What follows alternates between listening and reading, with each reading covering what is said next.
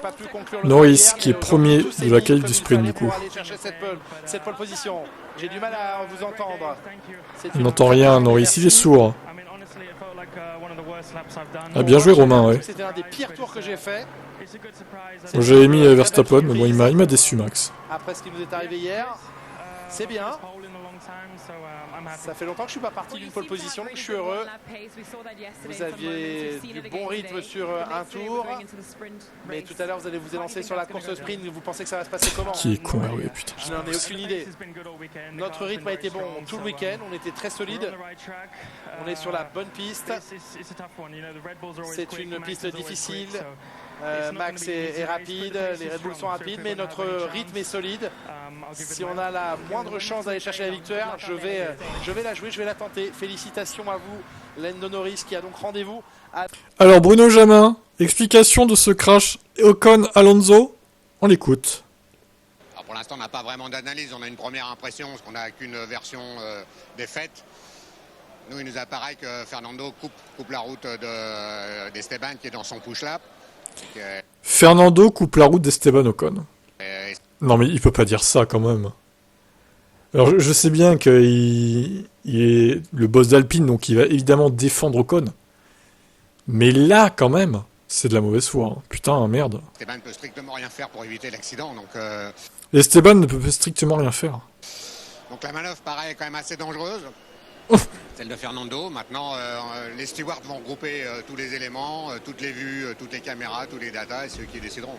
Est-ce que la voiture sera prête tout à l'heure pour la course sprint? Et ça, c'est bien, c'est notre grande inquiétude, parce qu'aujourd'hui, on ne l'a pas récupéré. À ce moment-là, on n'a pas Ah ouais, est-ce qu'ils vont réussir à la réparer? Si le châssis est touché, c'est mort, parce que de toute façon, on n'a pas le droit de changer le châssis dans la même journée.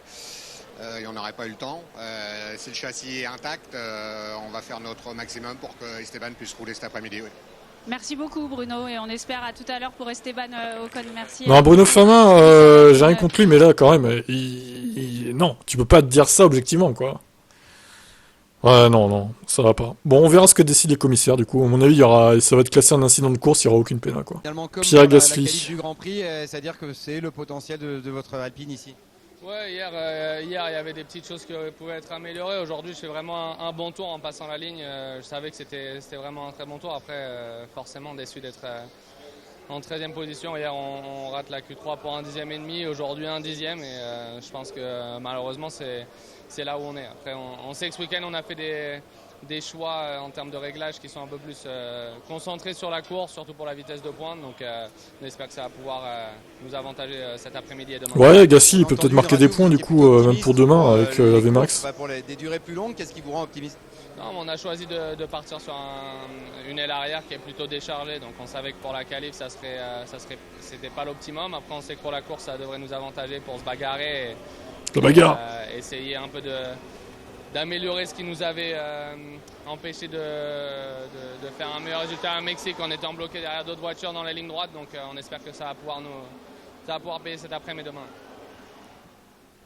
Fernando Alonso, qui évoque le crash. Ouais, malheureusement, j'ai pas pu aller au bout de la qualif.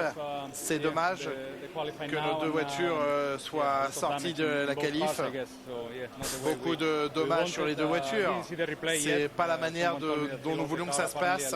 J'ai pas encore vu les replays. Quelqu'un m'a dit qu'Esteban avait perdu un peu le contrôle de sa voiture.